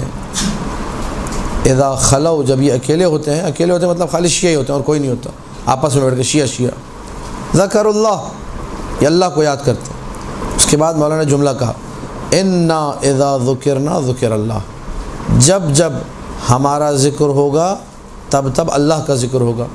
وَإِذَا ذُكِرَ عَدُوُّنَا ذُكِرَ الشَّيْطَانُ، اور اگر ہمارے دشمن کا ذکر ہوا تو خود بخود شیطان کا، ان کے دشمنوں کا ذکر شیطان کا ذکر ہے اور ان کا ذکر رحمان کا ذکر ہے۔ فلذا جو بھی فضائل پڑھے گا، آل محمد کا ذکر کرے گا، وہ ذہن میں رکھے یہ عبادت ہے، کأنہ یہ خدا ہی کا ذکر ہو رہا ہے، کیونکہ خدا کی وہ مقرب ہستیاں ہیں، ان کا ذکر قربت الہی کا باعث، ان کا ذکر ہی اللہ کا ذکر ہے۔ اب ایک اور دوسری حدیث یہ ذرا اور واضح ہے ہماری بات کو پہنچانے کے لیے کہ ہم مجالس اعزاز سے کیسے فائدے اٹھائیں۔ انی مررت بقاص یقص، عباد ابن قصیر راوی ہے، کہتا ہے کہ میں نے امام جعفر صادق علیہ الصلوۃ والسلام سے اللہم صلی علی محمد و آل محمد، مولا سے میں نے کہا کہ مولا میں ایک کہانیاں سنانے والے کے پاس سے گزرا، قصے سنا رہا تھا لوگوں کو بیٹھ کے، ادھر کی بات ادھر کی بات، اور کہہ رہا تھا یہ وہ مجلس ہے، وہ یقول، یعنی کہانیاں سنانے والا یہ کہہ رہا تھا لا یشقی بہ جلیس، کوئی اس مجلس میں بیٹھنے والا شقی نہیں ہوگا، بدبخت نہیں ہوگا۔ جیسے ہی میں نے جملہ کہا وہ کہانیاں سنا رہا تھا اور کہہ رہا تھا اس میں بیٹھنے والا کوئی بھی بدبخت نہیں۔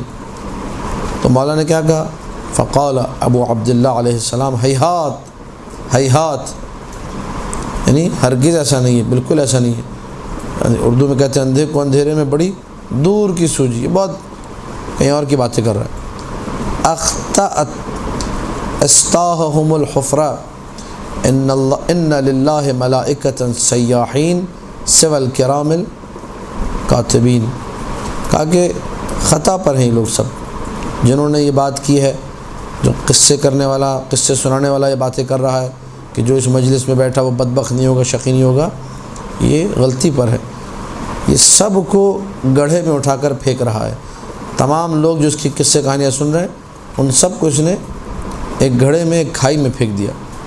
اللہ کے کچھ فرشتے ہیں جو مسلسل گھومتے رہتے ہیں، کرام الکاتبین کے علاوہ، کرام الکاتبین گھومتے نہیں ہیں، یہ آپ کے ساتھ ساتھ ہوتے ہیں، جہاں آپ ہیں آپ کے ساتھ بیٹھے ہوئے ہیں، جو آپ کے نامہ عمل میں آپ کے اعمال کو درج کرتے ہیں۔ کچھ اور ملائکہ ہیں وہ سیاحین انہیں کہتے ہیں، سیاح سیاحت سے، وہ گھومتے رہتے ہیں ادھر سے ادھر ادھر سے ادھر۔ فَإِذَا مَرُّوا بِقَوْمٍ، یہ ملائکہ اگر کسی ایسے مقام سے گزریں جہاں ذکر محمد و آل محمد ہو رہا ہو، یذکرون محمدا و آل محمد، کسی ایسی قوم کے پاس سے گزریں جو محمد و آل محمد کا ذکر کر رہی ہے، قالوا قفوا، تو یہ فرشتے ایک دوسرے سے کہتے ہیں ٹھہر جاؤ ٹھہر جاؤ۔ برکت سمجھ میں آئی؟ برکت کا معنی کیا تھا؟ خیرات کا، نیکیوں کا ٹھہر جانا۔ وہ مجلس جہاں کے فرشتے ٹھہر جائیں، اس سے زیادہ برکت کہاں ملے گی آپ کو؟ فرشتوں کے ٹھہرنے کا مقام۔ قالوا قفوا فیجلسون، سارے ملائکہ وہاں بیٹھ جاتے ہیں، فیتفقہون معہم، عزاداروں کے ساتھ، لوگوں کے ساتھ جو فضائل سننے والے تھے، جو ذکر آل محمد سننے والے تھے، ان کے ساتھ بیٹھ کر یہ لوگ بھی غور و فکر کرتے، یہ لوگ بھی فضائل آل محمد میں دقت کرتے ہیں۔ فَإِذَا قَامُوا، جب چلے جاتے ہیں لوگ اٹھ کر فضائل کی مجلس سننے کے بعد، ذکر آل محمد کی مجلس سننے کے بعد، اب یہ وہ ثمرات ہے۔ کوئی آپ کے مریضوں کی عیادت کرنے والا نہ ہو، چونکہ آپ مجلس میں شریک ہوئے، مجلس عزائے حسینی میں، عادوا مرضاہم، ان ملائکہ سیاحین کی اللہ ڈیوٹی لگاتا ہے کہ تم نے ان کے مریضوں کی عیادت کرنی ہے۔ یہ ثمرات میں سے بھی ہے، آثار میں سے بھی ہے، فوائد میں سے بھی۔ وَشَّهِدُوا جَنَائِزَهُمْ، اور ایسے شخص کے جنازوں میں یہ ملائکہ آ کر شریک ہوتے ہیں۔ کون سا شخص؟ جو شخص ذکر محمد و آل محمد کی مجلس میں بیٹھا ہو، اس مجلس میں مشغول ہو۔ اچھا، اب ہماری مجلسیں ماشاءاللہ اس معاملے میں اچھی ہیں کہ ذاکر اس میں ایک نہیں ہوتا۔ اگر میں مثلا یہاں پڑھ رہا ہوں، میں ذاکر ہوں، لیکن جب میں درود پڑھواتا ہوں تو اب سارے کے سارے کیا بن جاتے ہیں؟ ذاکر محمد و آل محمد بن جاتے ہیں، ایک درود کے وسیلے سے۔ اس سے بھی آپ درود کی اللہم صلی علی محمد و آل محمد،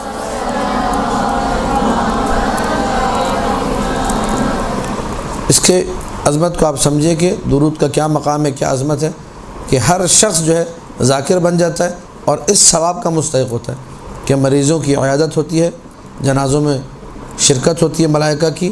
وَتَعَاهَدُوا غَائِبَهُمْ، ان میں سے اگر کوئی سفر پر جائے، وطن چھوڑ کے نکل جائے، غائب ہو جائے، تو ملائکہ اس کے ساتھ ساتھ اس کا خیال بھی رکھتے ہیں۔ پھر مولانا نے فرمایا فَذَلِكَ الْمَجْلِسُ الَّذِي لَا يَشْقَى بِهِ جَلِيسٌ، یہ وہ مجلس ہے جہاں پر جو ہے کوئی بھی تمہیں شقی، کوئی بھی جو ہے راندہ درگاہ، کوئی بھی بدبخت آدمی تمہیں نہیں ملے گا، سب خوشبخت ہے اس مجلس میں شرکت کرنے والے۔ کون سی مجلس؟ مجلس ذکر محمد و آل محمد۔ یہ مجلس جو ہے اس کے ثواب جو ہے یہاں پر معصوم نے ذکر کیا۔ اب جو میں نے ایک عمومی بات کی تھی، اس پر ایک اور دلیل کہ مجلس کے لیے ضروری نہیں ہے کہ آپ ذاکر کو بلائیں اور بیٹھیں۔ کوشش کریں ہر بندہ، لیڈی جو یہاں پر بیٹھی، ہر اللہ کی جو بندی ہے، وہ 40 حدیثیں یاد کرے۔ میں بارہا میسیج دے چکا ہوں اور تکراراً پھر کہہ رہا ہوں، ہر آپ میں سے ہر ایک کو فضائل امیر المؤمنین کی 40 حدیثیں یاد کرنی، کوئی مشکل کام نہیں۔ قال رسول اللہ من کنت مولاہ فہذا علی، لیکن آپ لوگوں نے کبھی اس پہ کام نہیں کیا، کبھی اس کو اپنی ڈیوٹی نہیں سمجھا، کبھی اس پہ ورک نہیں کیا۔ آپ کو بہت ساری حدیثیں ویسے بھی یاد ہوں گی، 4-5 شاید اس سے بھی زیادہ، تھوڑا سا اور توجہ کریں گی، یہ عمل آپ کی زندگی میں کیسے نکھار لائے گا آپ سوچ بھی نہیں سکتی۔ قال رسول اللہ انا خزانۃ العلم وعلی مفتاحها، میں علم کا خزانہ ہوں، علی جو اس کی چابی ہے۔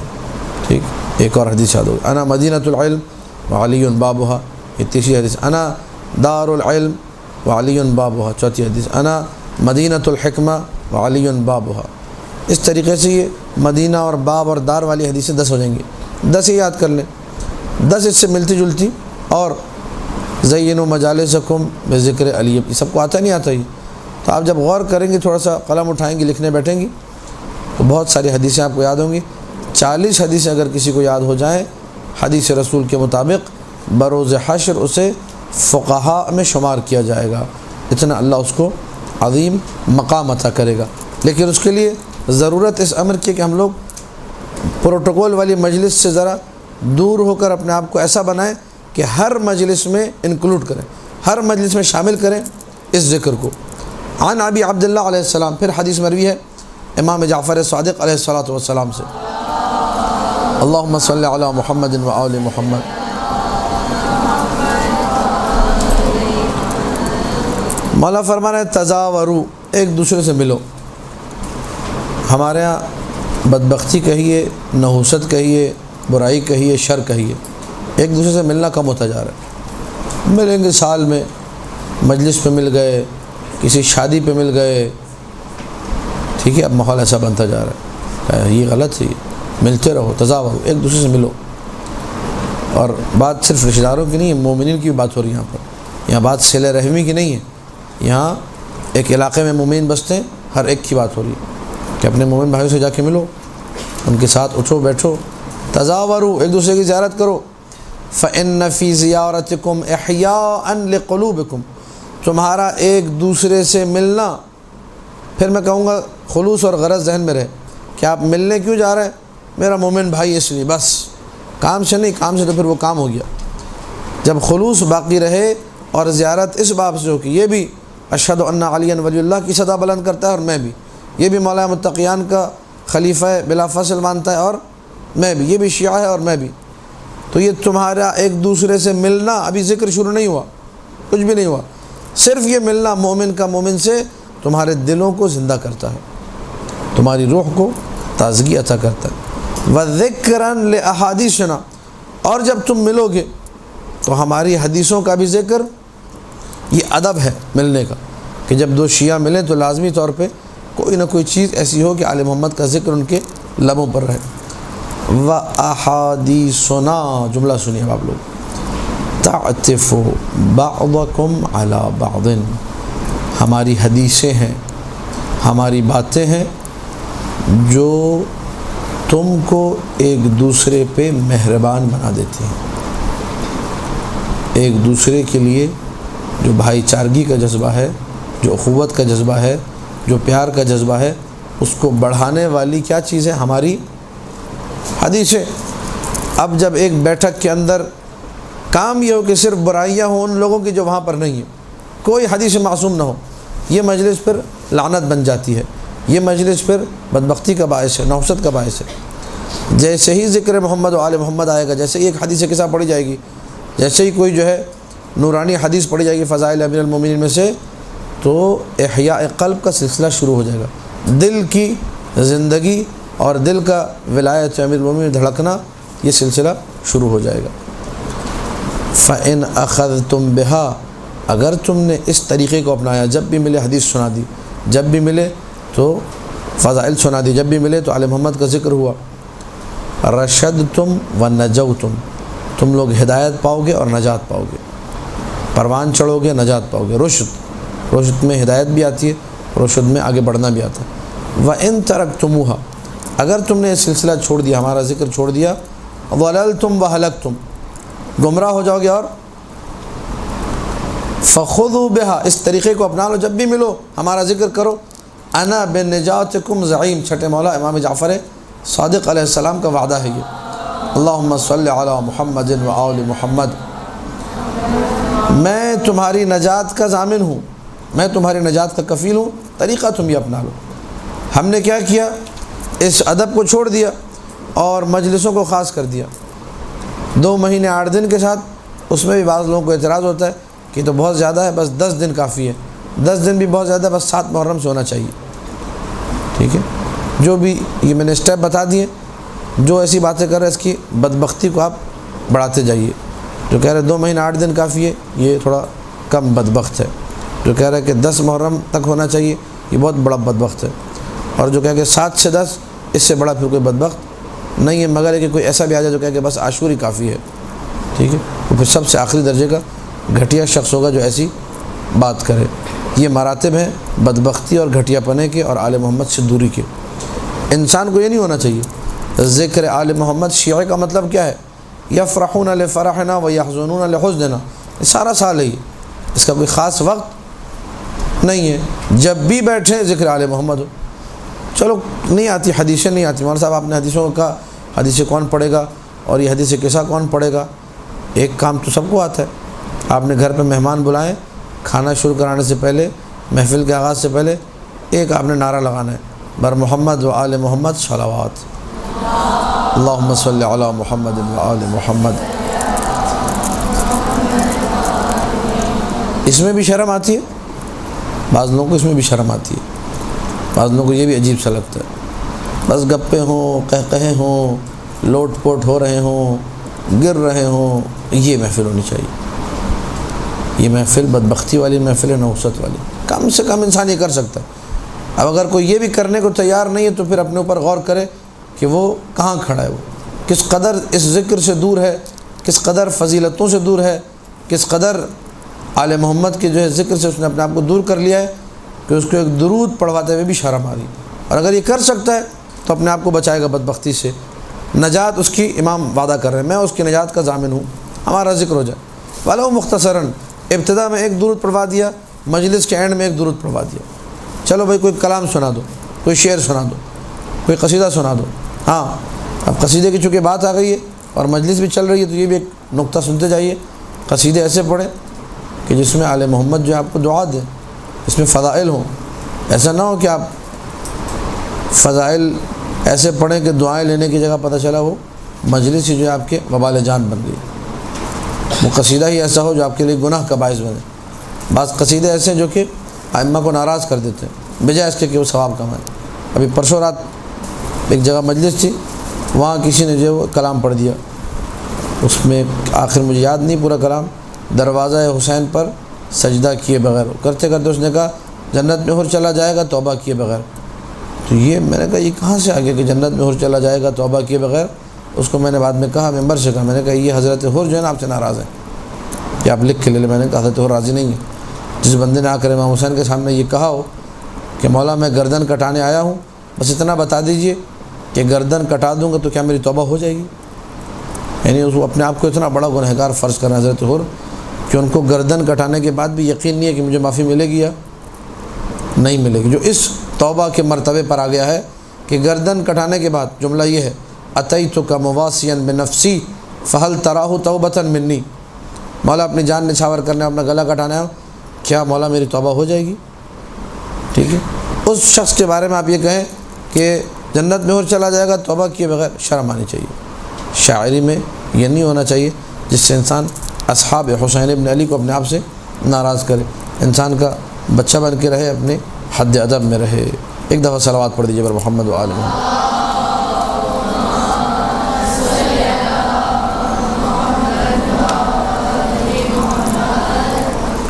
مزید اور زیادہ اپنی بات کو واضح کروں کہ مجلس کا یہ مطلب نہیں ہے کہ بہت بڑے کسی خطیب کو بلایا جائے، مطلب حصر نہیں ہے، مطلب یہ نہیں سنات صرف یہی نہیں ہے، اور طریقوں سے بھی آسانی سے مجلس ہو سکتی ہے۔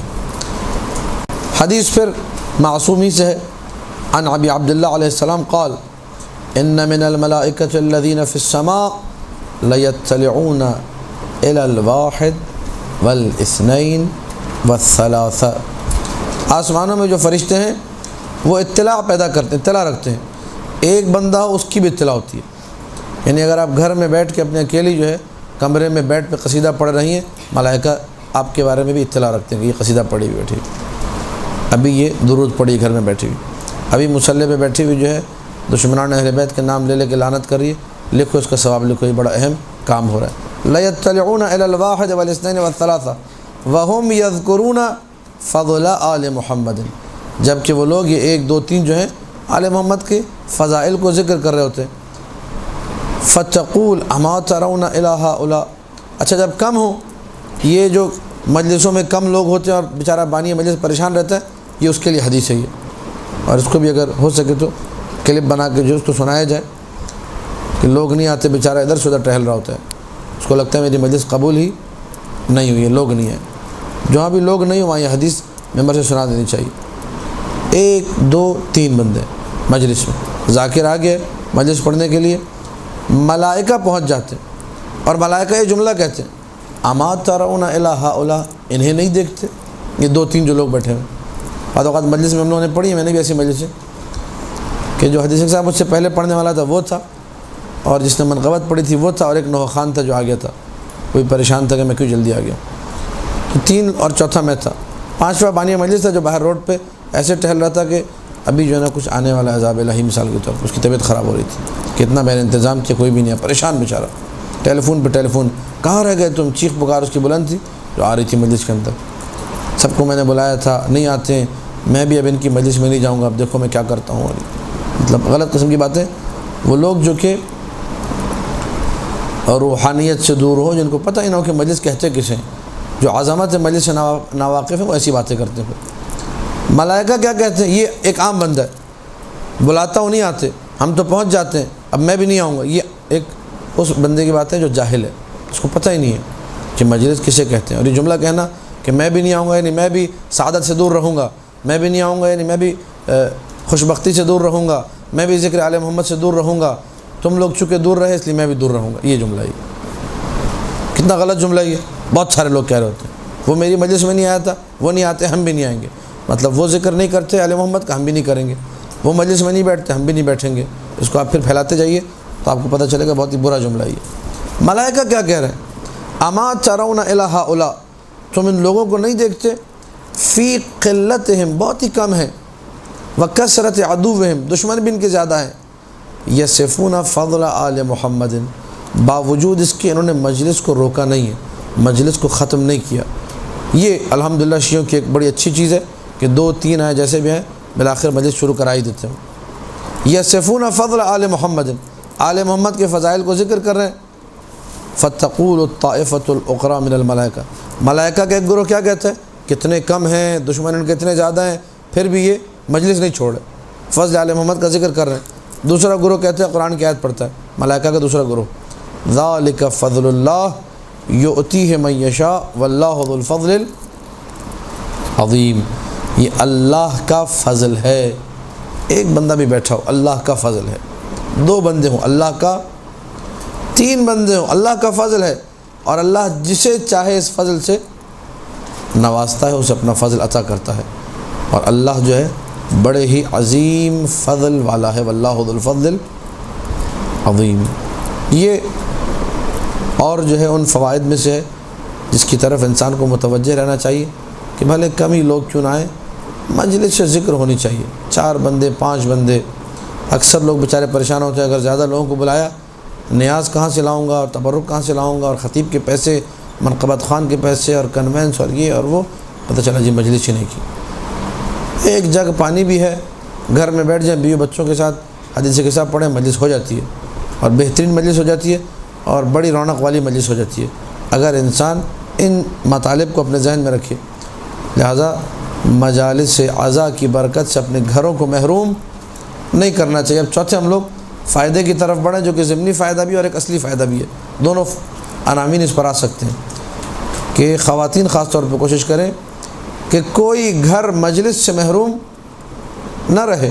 12 مہینے تو 12 مجلس سال میں ہونی چاہیے، کم سے کم ایک مجلس کا اہتمام ہو، حدیث کے ساتھ پڑھ لی، گھر میں میاں بیوی بچے جمع ہوئے، حدیث کے ساتھ پڑھی، گھر ہی میں جو کھانا بنایا اس کو نظر کے طور پہ نظر مولا کے نام سے پیش کیا، مجلس ہو گئی۔ ضروری نہیں کہ دنیا کو انسان بلائے، دنیا کا اہتمام کرے، کوئی بہت بڑا انتظام ہو تبھی مجلس ہوگی، ایسا ضروری نہیں ہے۔ جب انسان یہ سوچتا ہے کہ بڑا انتظام کروں گا اور نہیں کر پاتا، رہ جاتا ہے، شیطان کامیاب ہو جاتا ہے کہ میں نے ایک مجلس روک دی۔ اس پہ کوئی نقطے پہ غور کریں۔ ایک مجلس ذکر آل محمد جو ہونی تھی وہ روک دی میں نے، ٹھیک ہے، اور بعض اوقات شیطان یہاں وسوسہ بھی کرتا ہے، کیسی مجلس کریں گے، اس نے ایسی کی تھی، 4 دیگیں بنائی تھی، ٹھیک ہے ہم 6 دیگیں کریں گے، اس کے اتنے تھے ہم اس کو، اس نے کون سے نوخان کو بلایا تھا، میں اس سے بڑے والے کو بلاؤں گا، اس نے کون سا خطیب بلایا تھا، میں اس سے بڑا لے کر آؤں گا۔ بعد میں اپنا بجٹ دیکھتا ہے، ٹھیک ہے، تو یہ وہی بجٹ ہوتا ہے جس پہ پوری قوم احتجاج کر رہی ہوتی ہے، لہٰذا کہتا ہے کہ جو ہے نہیں، یہ مجلس نہیں ہو سکتی، مجلس کینسل ہو گئی، شیطان کامیاب ہو گیا۔ مختصر مجلس، بغیر جو ہے ششکوں والی مجلس، بغیر جو ہے جسے کہا جائے VIP پنی والے مجلس، بغیر جو ہے بہت زیادہ کوئی اہتمام جس کی وجہ سے مجلس رہ جائے، یہ غلط۔ ہاں اگر اللہ نے دیا ہے اور کر سکتا ہے، فنعم العمل، اس سے بہترین کیا عمل ہوگا؟ جتنا آل محمد کی راہ میں خرچ کیا جائے اتنا کم ہے، بہترین تبرک بھی دے، بہترین خطیب بھی بلائے، بہترین نوخان، سارے کام کرے، لیکن حسد کے مارے اور اس سے بڑھ جاؤں میں آگے، اس سے آگے نکل جاؤں کے چکر میں مجلس نہ ہو، یہ غلط عمل، اس کی طرف متوجہ رہے، کیونکہ یہ مجلس وہ جگہ ہے جہاں فرشتوں کے ساتھ ساتھ امام معصوم کا دل بھی تڑپتا ہے آنے کے لیے۔ یہ بہت بڑا مقام ہے، امام سے بڑھ کر کسی کا مقام نہیں روئے زمین پر۔ اللہ کے بعد حجت اللہ، حجت اللہ کے بعد کسی کا مقام نہیں، اللہ اور اللہ کی حجت، رسول اللہ اللہ کی حجت، امیر المؤمنین اللہ کی حجت، ان کے سارے بیٹے اللہ کی حجت ہیں۔ رسول اللہ امام ہیں، رسول اللہ کے بعد باقی جو امام ہمارے وہ سارے کے سارے اللہ کی طرف سے منصوص امام ہیں۔ ان ائمہ کا مجلس میں آنے کے لیے تڑپنا، اب پھر آپ لوگوں کی میں بھرپور توجہ چاہوں گا، کیونکہ یہ حدیث یعنی اس پورے باب کی جو احادیث ان میں پسندیدہ ترین حدیث ہے، جو ذاتی طور پہ مجھے بہت پسند ہے، میں مجالس میں اس کو پڑھتا بھی ہوں، بڑی عجیب اور بڑے کمال کی حدیث ہے۔ اس سے آپ کو مجلس عزا کی عظمت سمجھ میں آئے گی کہ مجلس عزا میں نہ جانے کتنے خیرات ہیں، نہ جانے کتنی برکتیں ہیں، نہ جانے کتنے فوائد ہیں، کہ معصوم یہ تمنا کر رہے ہیں کہ میں مجلس عزا میں آؤں۔ کون تمنا کر رہا ہے؟ عن ابی جعفر علیہ السلام، امام محمد باقر علیہ السلام۔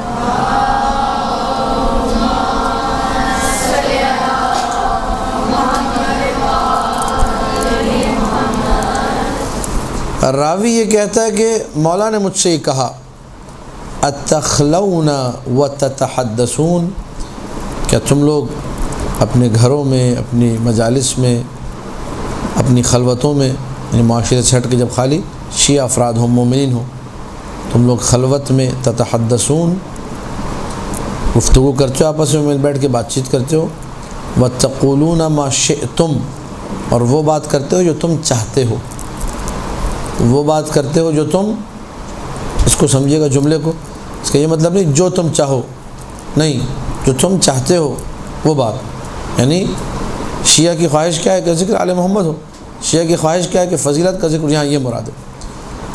فقلت ای واللہ، میں نے کہا جی مولا اللہ کی قسم، انا لنخلو ونتحدث ونقول ما شئنا، ہم بیٹھتے ہیں اور گفتگو کرتے ہیں اور جو ہماری مرضی ہوتی ہے، جو ہم چاہتے ہیں وہ بات بھی کرتے ہیں۔ فقال، اب یہاں سے جملے سنیے گا تاکہ عظمت مجلس سمجھ میں آئے۔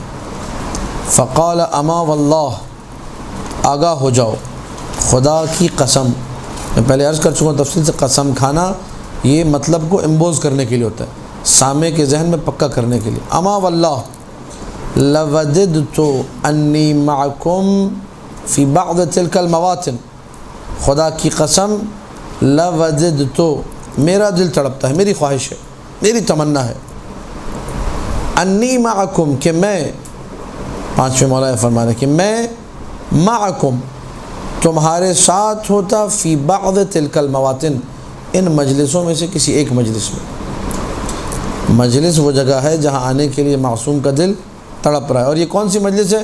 یہ کوئی بہت پروٹوکول والی، کوئی اہتمام والی نہیں ہے، یہ آپس میں گھروں کی مجلس ہے، اس میں آپس میں شیعہ بیٹھ کر ویسے ہی فضائل کا ذکر کرتے ہیں۔ اما واللہ انی لاحب ریحکم، خدا کی قسم مجھے تمہارے بدن کی بو پسند ہے۔ بدن کی بو، جب انسان بیٹھتا ہے باڈی کا ایک ٹیمپریچر ہوتا ہے، زیادہ لوگ بیٹھیں گے پسینہ بھی ہوگا، ایک بو پھیلے گی، لیکن معصوم کے جملے سے پتہ چل رہا ہے کہ معصوم کو یہ بو نہیں، خوشبو لگتی ہے۔ اما واللہ انی لاحب ریحکم، مجھے تمہاری بو پسند ہے، وارواحکم، تمہاری ارواح پسند، تمہاری جانیں پسند ہیں۔ ارواح کون سی پسند ہوگی؟ پاکیزہ ارواح ہوں گی، اور پاکیزہ ارواح وہی ہیں جو فضل آل محمد کا ذکر کرتی ہیں۔ وَإِنَّكُمْ عَلَىٰ دِينِ اللَّهِ، خدا کے دین پر تم ہی ہو، وَدِينِ ملائکہ، ملائکہ کے دین پر تم ہی ہو، فَأَعِينُوا بِوَرْعٍ وَاجْتِهَادٍ، بس میری مدد کرو پرہیزگاری کے ذریعے سے، اچھی کوشش کر کے اپنے آپ کو گناہوں سے بچاؤ، پاک و پاکیزہ بناؤ۔ بات واضح ہے یا نہیں؟ امام معصوم کا تڑپنا ان مجالس میں حضور کے لیے، کون سی مجالس میں؟ جہاں پہ ذکر فضائل ہو رہا ہے۔ پھر اس کے بعد ایک اور حدیث، اب یہ کچھ حدیثیں میں جلدی جلدی پڑھوں گا، اسی باب میں چونکہ ہیں۔ عالم ينتفع بعلمہ، وہ عالم جس کے علم سے فائدہ اٹھایا جائے، وہ 70,000 عابدوں سے بہتر ہے۔ ایک عالم جو آتا ہے مجلس میں اور اس کے علم سے آپ فائدہ اٹھاتے ہیں۔ پھر تکرار کروں گا چونکہ باب یہ ہے، باب کا نام کیا ہے؟ استحباب و ذکر الفضائل، فضائل کا ذکر کیا ہے؟ تو عالم کے علم سے فائدہ صرف ایسے نہیں اٹھایا جاتا کہ آپ کہیں کہ عالم سے شرعی مسئلہ سیکھ لیں تو یہ فائدہ اٹھا لیا، نہیں، عالم اگر فضائل امیر المومنین صحیح سے سنائے، یہ خود ایک بہت بڑا فائدہ ہے اس کے علم سے۔ ہر بندہ عالم کی طرح فضائل بھی نہیں پڑھ سکتا، ہر بندہ عالم کی طرح روایتوں کو کھول بھی نہیں سکتا، لہذا ایسا عالم جو فضل محمد و آل محمد بیان کرے اور اس کے علم سے آپ فائدہ اٹھائیں، یہ 70,000 عابدوں سے کیا ہو جاتا ہے؟ افضل ہو جاتا ہے۔ ایک اور حدیث، ما اجتمع ثلاثة من المؤمنین فصاعدا الا حضر من الملائکہ مثلهم فإن دعوا بخیر امنوا، یہ مجالس کے فائدے ہیں۔ 3، 4، 5 جتنے مومن جمع ہو جائیں اتنے ہی ملائکہ وہاں آتے ہیں۔ اگر مجلس میں 100 مومن ہیں تو کتنے فرشتے؟ نصف سے معصوم ہے۔ یہ مجالس کے فوائد میں سے برکت جو ہے اس برکت اسی کو کہتے ہیں۔ الا حضر من الملائکۃ مثلهم، اتنے ملائکہ آتے ہیں۔ فإن دعوا بخیر، انہوں نے اگر دعا کی، مجالس میں دعائیں ہوتی ہیں کہ فلانا مریض کے لیے دعا کروا دیں، فلانا کے رزق و روزی کے لیے، فلانا کی اولاد کے لیے دعائیں، جتنے مومنین وہاں پر آمین کہتے ہیں، مومنین اگر سوچتے بھی رہیں، بعض مومن بیچارے چپ بھی رہتے ہیں، ان کا دماغ کہیں اور ہوتا ہے، وہ آمین نہ بھی کہیں، یہ سارے کے سارے ملائکہ کیا کہتے ہیں؟ آمین کہتے ہیں۔ فإن دعوا بخیر، اگر کوئی خیر کی دعا ہو، امنوا، سارے ملائکہ آمین کہتے ہیں۔ وإن استعاذوا من شر، اور اگر کسی برائی سے بچنے کی دعا ہو کہ بار اللہ ہمیں آفات و بلیات سے محفوظ رکھ، شر سے محفوظ رکھ، برائیوں سے محفوظ رکھ، نحوستوں سے محفوظ رکھ، بدعقیدگی سے محفوظ رکھ، یہاں پر بھی جو ہے فٹافٹ ملائکہ اپنے ہاتھوں کو بلند کرتے ہیں، اپنے پروں کو اٹھاتے ہیں اور دعا کرتے ہیں کہ بار اللہ جن برائیوں کے بارے میں دعا کر رہے تھے برطرف کر دے، ان برائیوں سے ان کو بچا۔ جو حاجت، جو پریشانی، جو حاجت روائی کے لوگ دعا کرتے ہیں تو یہ ملائکہ پھر دعا کرتے ہیں بار اللہ یہ مانگ رہا ہے اسے دے دے۔ یہ کہاں ملتا ہے؟ یہ مجلس میں ملتا ہے۔ یہ وہ مجلس جس میں ذکر ہو محمد و آل محمد کو، مجلس میں ذکر فضائل ہو۔ ایک اور حدیث، چونکہ وقت اب میرے پاس تھوڑا رہ گیا، 4-5 منٹ ہے، تو اس کو میں ذرا جلدی جلدی پڑھوں گا، زیادہ کھولنے کا وقت نہیں ہے۔ راوی کہتا ہے کہ میں نے امام موسیٰ کاظم علیہ الصلوۃ والسلام سے جملہ سنا، اللہم صلی علی محمد و آل محمد، اللہم صلی علی محمد و آل محمد، لیس شیء انکا لابلیس و جنودہ، کوئی چیز شیطان اور اس کی فوجوں کی ناک کو ویسے نہیں رگڑتی جیسا تمہارا ملنا اس کی ناک کو رگڑتا ہے۔ شیعوں کا آپس میں ملنا، زیارت کرنا، جیسے یہ عمل شیطان کی ناک کو رگڑتا ہے ویسے کوئی عمل من زیارت اخوان اللہ، الاخوان فی اللہ بعضهم لبعض، مومنوں کا آپس میں ملنا۔ قال وان المؤمنین یلتقیان فیذکران اللہ، دو مومن جب ملتے ہیں آپس میں اللہ کا ذکر کرتے ہیں، ثم یذکران فضلنا اہل البیت، اس کے بعد وہ ہم اہل بیت کا۔ اب یہ حدیث کتنی واضح ہے، یہ جو میرا ادعا ہے آج کی مجلس میں کہ مجلس کو آپ بہت زیادہ پھیلائیں مت، پروٹوکول والا مت بنائیں۔ اگر آپ نہیں کر سکتے اور اپنی شان و شوکت دکھانا اس کو مجلس میں نہ کریں، اپنی شان و شوکت اہل بیت کے پاس بڑھائیں اور خلوص سے تھوڑا تھوڑا بھی کرتے جائیں، خدا آپ کو توفیق دے گا، بڑی سے بڑی مجلس آپ اچھے سے رکھ سکیں گے۔ لیکن یہ کہ بڑی ہی رکھوں گی ورنہ تو نہیں رکھوں گی، اس چیز کو، اس خناس کو اپنے ذہن سے نکال دیں۔ یہ حدیث کتنی واضح ہے، دو مومن آپس میں ملتے ہیں، ان المؤمنین یلتقیان، دو مومن ملتے ہیں، فیذکران اللہ، اللہ کا ذکر کرتے ہیں، ثم یذکران فضلنا اہل البیت، پھر ہم اہل بیت کے فضائل پڑھتے ہیں۔ فلا یبقى علی وجہ ابلیس مضغۃ، ابلیس کے چہرے کا سارا گوشت جھڑ جاتا ہے، یعنی ابلیس بے آبرو ہو جاتا ہے، بے عزت ہو جاتا ہے۔ الا تخدد حتی ان روحہ لتستغیث من شدۃ ما یجد من الالم، گوشت کے ٹکڑے ٹکڑے صرف کس وجہ سے؟ دو مومن مل کر فضیلت کی بات کر رہے ہیں، آل محمد کا ذکر کر رہے ہیں، ابلیس کا بیڑا غرق ہونا شروع ہو جاتا ہے، یہاں تک کہ ابلیس چیخنا شروع کرتا ہے کہ کہیں مجھے موت نہ آ جائے۔ من شدۃ ما یجد من الالم، جو تکلیف ابلیس کو ہوتی ہے، جو درد ابلیس کو ہوتا ہے وہ ناقابل بیان۔ فتحس ملائکۃ السماء وخزان الجنان، اتنا چیختا ہے کہ ملائکہ کو پتہ چلتا ہے ابلیس چیخ رہا ہے اس وقت۔ جنت کے جو خزان ہیں، خزانچی ہیں، جو جنت کی چابیاں لینے والے ہیں، اپنے ہاتھ میں رکھنے والے، ان کو پتہ چلتا ہے، وہ بھی سب کے سب ابلیس پہ پھر لعنت کرتے ہیں۔ فیلعنونہ حتی لا یبقى ملک مقرب، کوئی ایسا فرشتہ نہیں رہتا جو ابلیس پہ لعنت نہ کرے، یہاں تک کہ ابلیس ذلیل و رسوا ہو جاتا ہے اور ابلیس کا بیڑا غرق ہو جاتا ہے۔ کس وجہ سے؟ دو مومن ملے تھے، فضل آل محمد، آل محمد کی فضیلت بیان کی۔ اور یہ طریقہ سیکھ لیں، آل محمد کی فضیلت جب ذکر ہو تو کیا ہوتا ہے؟ شیطان چیخنے لگتا ہے، جب شیطان چیختا ہے پھر کیا ہوتا ہے؟ پھر ملائکہ، جتنے ملائکہ مقربین ہیں سب کے سب شیطان پہ لعنت کرتے ہیں۔ اسی لیے جو نا مجلسوں میں لعنت بھی ضروری ہے کہ ایک انسان نعرہ لگا دے بھائی دشمنان اہل بیت لعنت بے شمار، ٹھیک ہے؟ یہ ملائکہ کا طریقہ کار حدیث سے نکل رہی ہے، یہ کوئی وہ نہیں ہے کہ کسی نے کہا جی خطابت ہے یا کسی کی بنائی ہوئی چیزیں، ملائکہ کا طریقہ ہے کہ ادھر آپ نے فضائل پڑھے، شیطان کی چیخیں بلند ہوئی، اور جب شیطان کی چیخیں بلند ہوئی تو شیطان کو دور کرنے کے لیے، ٹھیک ہے، اس پہ آپ نے لعنت بھیجنا شروع کر دی۔ لعنت کا مطلب یہ ہے کہ شیطان کو انسان دور کر دے۔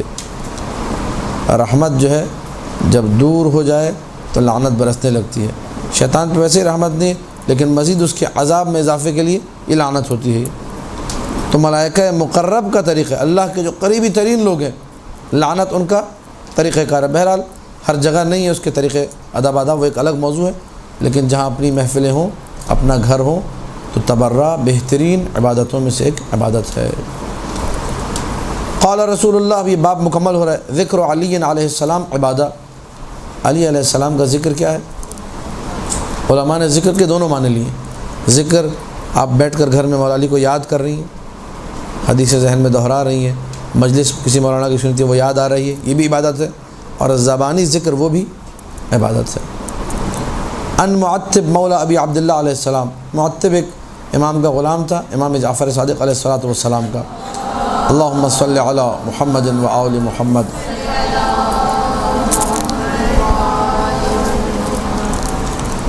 یہ کہتا ہے سمعتہ یقول لداؤد ابن سرحان، میں نے امام کو یہ کہتے ہوئے سنا، اپنے ایک صحابی داؤد ابن سرحان سے کہہ رہے تھے، یا داؤد، اے داؤد، ابلغ موالی عنی السلام، میرے جو چاہنے والے ہیں ان کو میری طرف سے سلام پہنچاؤ۔ یہ آپ سب کے لیے امام کا سلام ہے، ٹھیک ہے، جو بھی مولا کا چاہنے والا ہے۔ وَأَنِّي أَقُول، اور یہ بات بھی پہنچاؤ ان تک، یہ میرا پیغام، یعنی یہ امام کا پیغام ہے میرے لیے، آپ کے لیے، تمام مومنین کے لیے، اور اس پیغام کو ہر شیعہ تک پہنچنا چاہیے۔ یا داؤد ابلغ موالی عنی السلام، میرے چاہنے والوں تک میرا سلام پہنچاؤ۔ امام کا سلام آ گیا، اب امام کا سلام کے بعد پیغام۔ وَأَنِّي أَقُول رحم اللہ عبدًا، دعا کے ساتھ پیغام ہے، اللہ اس بندے پہ اپنی رحمت نازل کرے، اجتمع مع آخر، جو دوسرے کے ساتھ جمع ہوتا ہے، ملتا ہے، فتذاکر امرنا، اور ہماری بات کرتا ہے۔ دو بندے ہیں، جو دو بندے ہماری بات کریں، فإن ثالثہما ملک، تو تیسرا وہاں پہ کون ہوتا ہے؟ فرشتہ ہوتا ہے، یستغفر لہما، جو ان کے لیے استغفار کرتا ہے۔ وَمَجْتَمَعَ اثنان علی ذکرنا، کبھی ایسا نہیں ہوا کہ دو بندے بیٹھ کر ہم آل محمد کا ذکر کریں، الا باہ اللہ تعالی بہما الملائکہ، مگر یہ کہ اللہ فخر و مباحات کرتا ہے کہ بندے ہوں تو ایسے ہوں، وہ بھی ملائکہ کے سامنے کہ تم بھی ان جیسے بنو، جیسے یہ ذکر کر رہے ہیں ویسا ذکر تم بھی کرو۔ فَإِنِ اجْتَمَعْتُمْ فَاشْتَغِلُوا بِالذِّکر، اگر تم ملو، اگر تم کہیں بیٹھو، کوئی مجلس ہو تو اس کو ذکر سے منور کرو۔ فَإِنَّ فِي اجتماعکم ومذاکرتکم احیاءنا، تمہارا ملنا، تمہارا بیٹھنا، تمہارا ہمارا ذکر کرنا، اسی سے ہمارے دین کا احیاء ہوگا، اسی سے ہماری بات آگے بڑھے گی۔ وَخَيْرُ النَّاسِ بَعْدَنَا، بہت عجیب جملہ اور بہترین جملہ عظمت کو سمجھنے کے لیے، ہمارے بعد، مولا فرما رہے ہیں ہمارے بعد لوگوں میں سب سے بہترین وہ ہے من ذاکر امرنا، جو ہمارے دین کی بات کرے، ہمارے فضائل کی بات کرے، ودعا الی ذکرنا، لوگوں کو ہمارے ذکر کی طرف لے کر آئے۔ آخری حدیث اس 23ویں باب کی، قال امیر المؤمنین علیہ الصلاۃ والسلام، ذکرنا اہل البیت شفاء من الوعک والاسقام ووسواس الریب وحبنا رضا الرب تبارک و تعالی۔ یہ نسخے آپ لوگوں کو بتا رہا ہوں، آپ تعویذوں کے چکر میں نہ رہیں، علماء کے پاس بار بار فون کرنا کہ یہ ہو گیا وہ ہو گیا، آسان سا نسخہ معصوم نے بتایا ہے، تاکہ جیسی بھی بیماری ہو، جیسا بھی درد ہو، جیسا بھی بخار ہو، جیسا بھی نزلہ ہو، ہم اہل بیت کا ذکر ہر بیماری کے لیے شفا ہے، ہر بیماری کے لیے۔ وسواس ہوتا ہے جی، 25 منٹ وضو میں لگ جاتے ہیں، 45 منٹ غسل میں لگ جاتے ہیں، شک و شبہے آتے ہیں عقیدے کے حوالے سے، پتہ نہیں نجات ملے گی نہیں ملے گی، پتہ نہیں آخرت میں ایسا نہ ہوا تو کیا ہوگا، پتہ نہیں یہ ماتم ٹھیک ہے یا نہیں ہے، پتہ نہیں یہ گریہ جو چیخ چیخ کے لوگ کر رہے ہیں ٹھیک، مختلف لوگوں کے سوالات ہوتے ہیں۔ کہ جتنے وسوسے ہیں سب کو دور کرنے کے لیے ہم اہل بیت کا ذکر کرو، ہماری محبت پروردگار کی خوشنودی کا باعث ہے۔ اگر کبھی بھی کوئی بیماری ہو اور اگر بیمار میں تھوڑی سی ہمت ہے تو اس سے کہیے کہ بیٹھ کے حدیث قصہ کی تلاوت کرو، یہ ذکر اہل بیت شفا کا باعث ہے۔ عقیدے کے ساتھ کریں، دیکھیے اس کا کیا نتیجہ اور کیا اثر ہوتا ہے۔ لہذا مجالس اعضاء وہ جگہ ہیں کہ جہاں پہ خالصتاً ذکر محمد و آل محمد ہونا چاہیے، ذکر اہل بیت علیہم السلام ہونا چاہیے، اور دنیا کی فضول باتوں سے انسان کو گریز کرنا چاہیے تاکہ ان مجالس سے بہرہ مند ہو سکے، اپنی روح کو اچھے طریقے سے اس کا تزکیہ، اس کی تہذیب کر سکے۔ بر محمد و آل محمد صلوات، اللہم صلی علی محمد و آل محمد۔